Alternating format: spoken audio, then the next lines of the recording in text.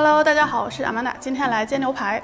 因为煎牛排呢是一个非常简单，但是很多人会有一大堆问号的事情。因为像是用什么锅、用什么火、多久翻一次面、要不要提前腌制，然后3分、5分、7分熟该如何判断，每一个问题大家是不是都满脑子问号？因为市面上有五花八门很多的教程，所以呢，今天我是希望告诉大家一个很基本的原理，你懂得这些东西之后呢，你就再也不用问为什么了。牛排最好的解冻方式是放到冰箱的冷藏柜里去自然解冻。牛排包装不要拆，直接从冷冻拿出来丢进冷藏。普通牛排需要12到18小时，特别厚切大块的可能需要24小时。这种冷藏解冻法能最大限度避免破坏牛肉细胞，保存牛排汁水。如果很着急吃，也有个快速方法，连包装泡在常温清水里，一般1小时内就能完成解冻。最好不要用微波炉，因为牛排对温度很敏感，你一不小心会让它里外的温度不一致。还有一个小提醒，煎牛排之前要用厨房纸把牛排表面的汁水吸干。要用烟点比较高的油，比如葡萄籽油，还有精炼的芥花籽油都可以。烟点高是指油在锅里加热到很高温度也不会产生油烟。橄榄油要单独讲一下，橄榄油有特殊香味，很适合煎牛排，但没必要用很贵的橄榄油。贵的一般是冷榨的，烟点很低，反而容易产生大量油烟，就像这样。当然偶尔用一次也没事。还有黄油，我建议把它当做调味料而不是油来使用，因为它的烟点也很低，并且容易烧焦。牛排不需要腌制，举个例子，就是最好的海鲜你就白灼就可以了。牛排也是一样的，因为它是牛身上品质最好的肉。提前撒盐跟胡椒只是调味，并不起到腌制的作用，所以撒完立刻就要下锅。有时候我也会不加任何调料，煎好后再调味。厚切牛排一开始也可以只撒盐不撒胡椒，因为锅里的高温可能会让胡椒焦掉。如果想要更丰富的调味，可以靠酱汁，之前有教过，大家可以回去复习一下。一般推荐比较厚质的、保温性能好、导热均匀的锅，比如铸铁锅是最好的。另外也可以用3夹层的不锈钢锅、铜锅，包括不粘锅也是可以的。但是不粘锅呢，我之前告诉大家不推荐使用，这其中是有原因的，因为不粘锅你需要很小心的使用。牛排最重要的风味来自于美拉德反应，需要锅子温度足够高，升温慢但保温良好的铸铁锅就很合适。不粘锅不耐干烧，温度太高可能损伤不粘涂层，温度不够又很难煎出焦化层，需要一点使用技巧。锅壁较厚才能导热均匀，所以不推荐用单层不锈钢或是薄的铁锅。牛排刚下锅的时候，锅子需要足够热，如何判断呢？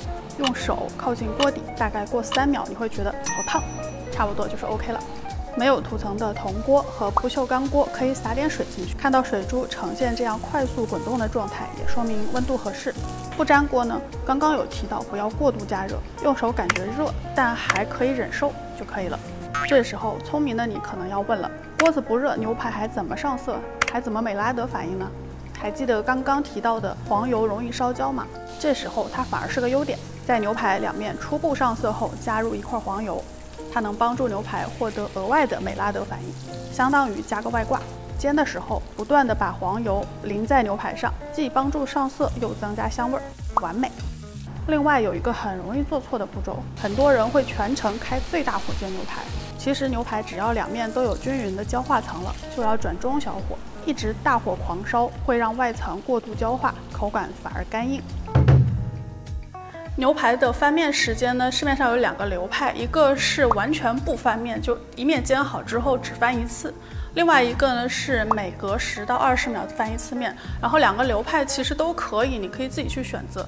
这个是我个人观点，因为牛排接触锅那一面并不是完全平整的，总会有些地方煎得不均匀。多翻面可以帮助你时刻观察状态，在没上色的部位轻轻按压，同时也避免接触锅底那一面过度焦化。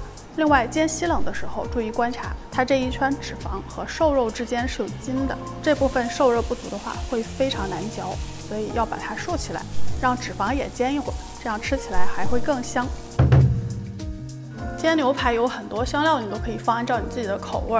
一般比较常见的像是蒜头，还有百里香、迷迭香，这些都可以。包括黄油，你可以把黄油看作一种香料。像这样，在牛排初步上色后，放入黄油、百里香、迷迭香、蒜头，跟前面一样，不断把吸满香料的黄油淋在牛排上就好。这个淋黄油的小技巧，除了针对不粘锅之外，也很适合薄切牛排，可以在尽量短的时间里帮助牛排获得香香的焦化层。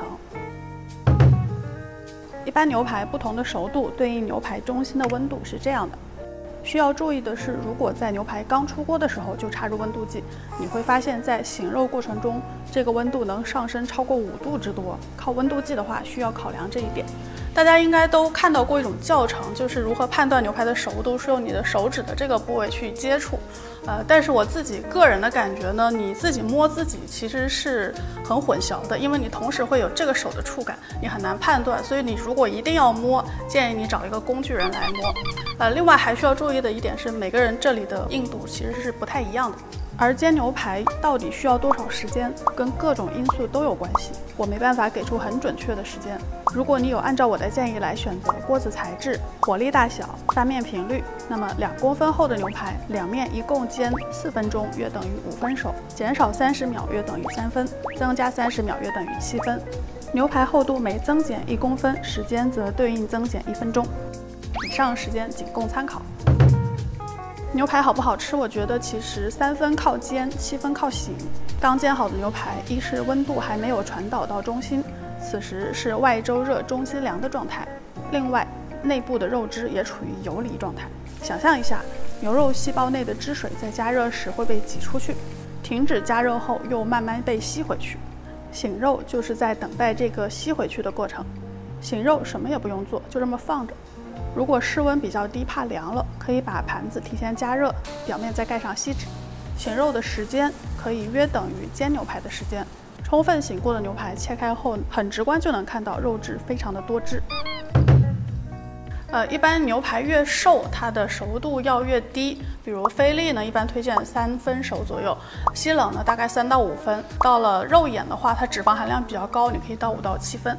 其实牛排要煎到什么程度是个很主观的选择，没有任何硬性规定，你开心就好。一定要从口感上来说呢，我建议不要超过7分熟，大概是这个状态，内部是浅浅的粉色，肉汁还是有的，但能看出来不算多。如果再继续煎，吃起来就会有柴的感觉了。那今天的节目就到这里啦，希望大家通过这一期呢，能够彻底的学会煎牛排，因为你已经懂得了其中的道理。那以后不论是什么牛排、什么锅、什么火候，你都可以煎出完美的牛排，再也不用问这个为什么、那个为什么了。这样的话也不枉费呢，我煎出了这么大一盘，简直是酒池肉林的感觉。那如果你喜欢我的节目或者喜欢我本人呢，不要忘记点赞、订阅、关注、评论、转发、投硬币，一键3连。